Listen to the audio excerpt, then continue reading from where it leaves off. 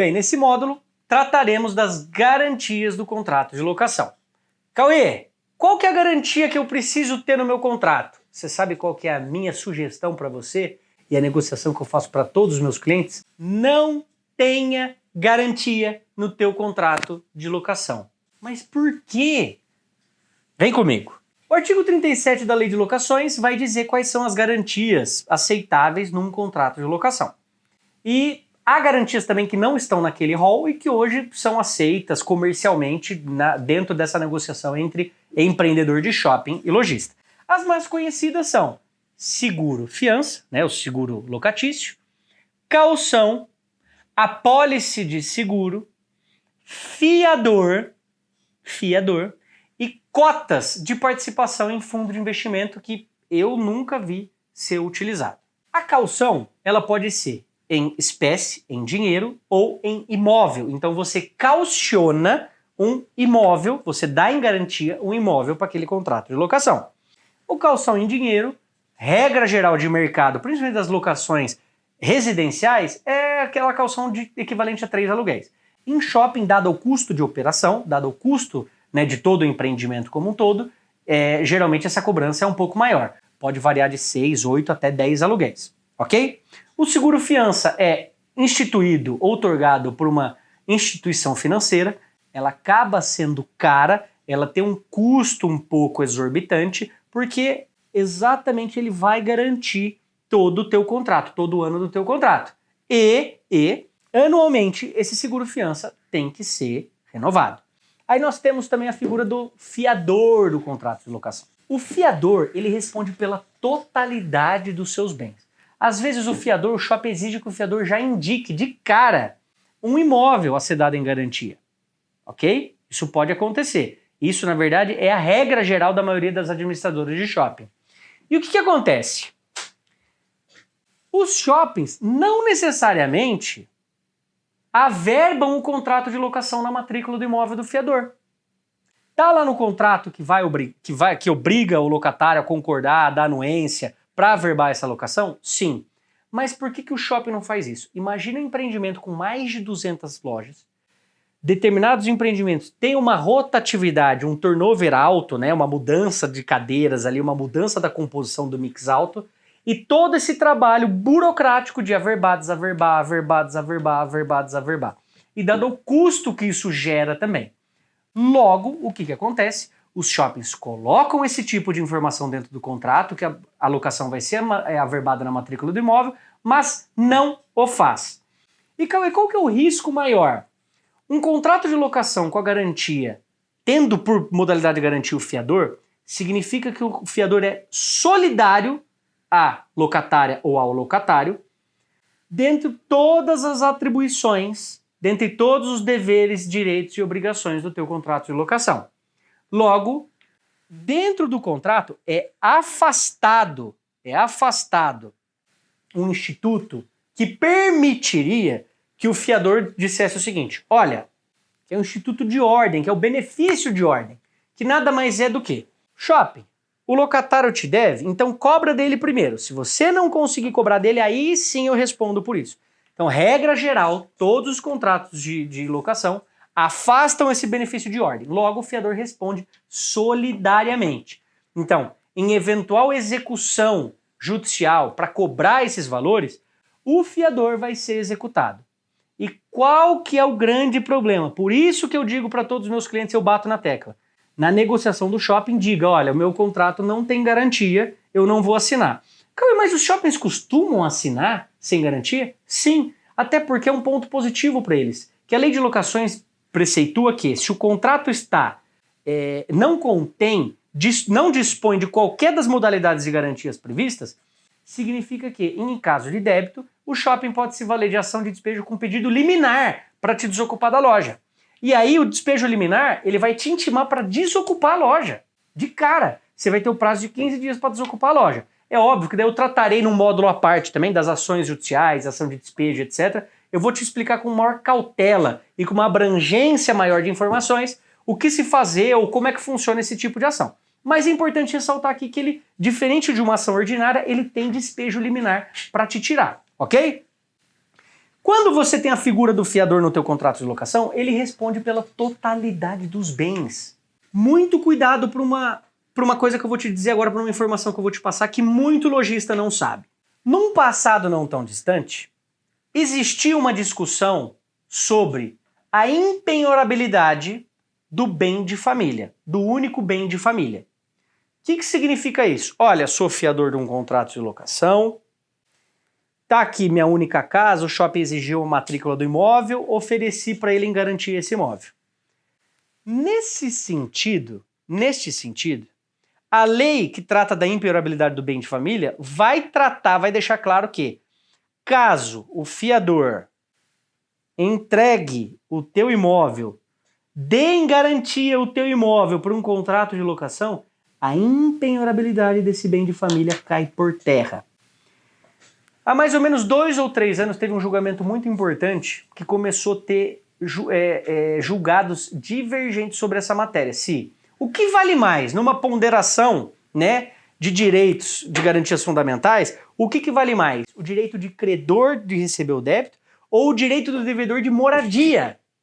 Então quando você fala, é óbvio que não, a casa própria tem uma equivalência muito maior na questão dos direitos individuais. Concordo. Porém, quando o fiador, sabendo da possibilidade de impenhorabilidade do bem de família, cede, ele não pode suscitar essa impenhorabilidade depois, que isso constituiria uma fraude à execução.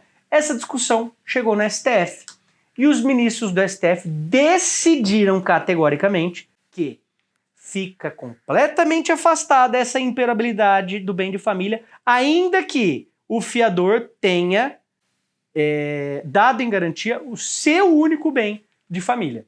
Você está vendo, caro lojista, você observa, você consegue enxergar por que no começo desse módulo eu falei para você que a minha sugestão é que o teu contrato não tenha garantia? Outro ponto específico. Você não está sujeito ou você não prevê possível revés financeiro da tua operação. Presta atenção. A pandemia foi algo previsto por alguém? Não. Quantas pessoas não quebraram? Eu mesmo nunca participei de negociação para fechar tanta loja como eu fechei no período de pandemia.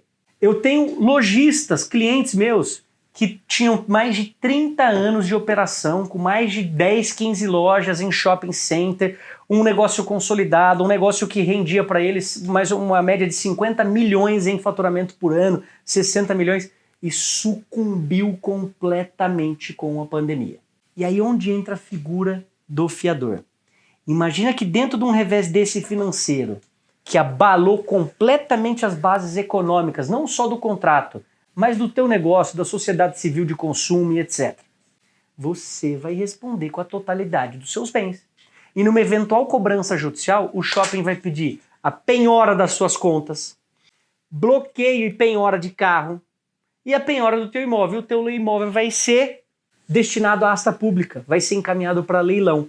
Você vai perder todos os seus móveis. Outro ponto muito importante, na celebração do contrato, caso o lojista você opte por seguir com o fiador, estruture o teu negócio. Eu vou dar uma pequena pincelada, mas isso vai ser num módulo separado também, que é a estruturação jurídica desse teu negócio, vislumbrando um background caso aconteça algo nesse sentido. Ou seja, você possui, lojista, porque também a despesa, a dívida dessa loja, vamos supor que o CNPJ não consiga mais fazer frente ao pagamento da dívida, foi para o fiador, também exauriu todos os bens dele. Eu estou com casos assim exatamente agora.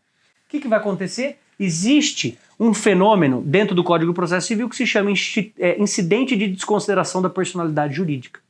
Ou seja, cumprindo alguns requisitos e caso haja, também exista uma baixa, uma extinção irregular, uma dissolução irregular da tua empresa e etc., ou o credor buscando executar, buscando todos os meios executórios, não conseguiu achar bens em nome da tua pessoa jurídica, não conseguiu achar bens nenhum suficientes a penhora, não tem um faturamento, o faturamento é pífio, porque ele também pode pedir penhora do seu faturamento, mas não conseguiu penhora do seu faturamento. O que ele vai fazer? Ele vai seguir com esse incidente, e isso significa dizer que a execução vai ser redirecionada aos sócios dessa empresa jurídica dessa empresa que figurava como locatária num contrato de locação. E aí, caros amigos, vocês responderão pessoalmente com seus bens por conta da dívida da empresa que foi redirecionada para vocês. Então, vê a importância de se construir, de se constituir uma instituição sólida. Por mais que você tenha uma loja, por mais que você vá abrir uma única loja, por mais que você hoje é um varejista, é um empreendedor pequeno, qualquer movimentação dessa pode impactar o negócio de uma vida inteira, pode impactar a economia de uma vida inteira, pode impactar a economia de gerações dentro de uma família. Portanto, é importante saber, você sabe como que funciona uma holding patrimonial? Cuidado, tá? Já vou te adiantar, cuidado por aí que tem muito anúncio de advogado vendendo holding. Calma que não funciona dessa forma. Não significa que você vai trazer uma proteção intransponível contra os seus bens. Afinal, o próprio nome já fala, blindagem. Um veículo blindado, ele pode ser alvejado e dependendo do calibre pode traspassar sim essa blindagem. Então, ou seja, é um nível de proteção. Por isso que antes de expandir o teu negócio, antes de abrir o teu negócio, estruture juridicamente. Faça uma estrutura tributária e societária do teu negócio, porque se lá na frente acontecer qualquer tipo de problema, você tem uma salvaguarda dos teus bens pessoais. Ok? Voltando um pouquinho aqui sobre a caução do aluguel, né? A modalidade de garantia, caução de aluguel e não caução imóvel.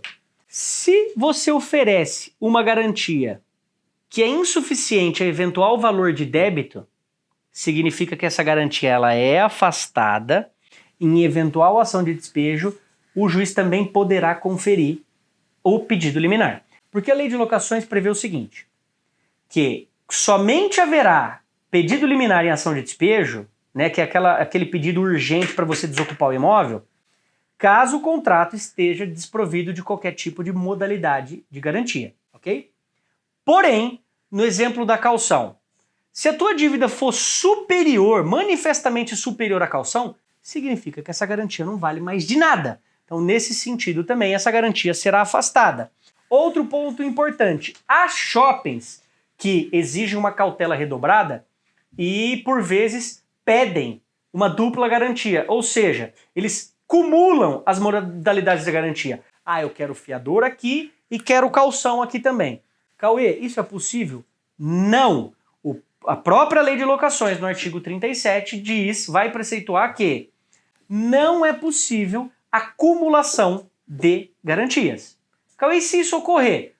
Na negociação com o shopping, você deve apontar isso por quê? Porque quando você fala de uma acumulação de garantias, você traz um ônus maior ao locatário. Porque além da fiança, além de já ter uma pessoa, um terceiro disponível fazendo frente com todos os direitos e obrigações do contrato, ainda vou ter que desembolsar eventual calção, ainda vou ter que desembolsar custos com seguro fiança. Então, terminantemente, a acumulação de garantias é vedada pelo nosso ordenamento jurídico. Portanto, não aceite esse tipo de cláusula. E se for uma obrigatoriedade do shopping, juridicamente é possível sim quebrar também essa acumulação, ok? Então, por isso, como eu disse, ressaltei em caixa alta lá no começo do vídeo, ao celebrar o teu contrato de locação, dê preferência por um contrato desprovido de garantias para que você não possa, num futuro incerto, sofrer impactos financeiros nos teus bens.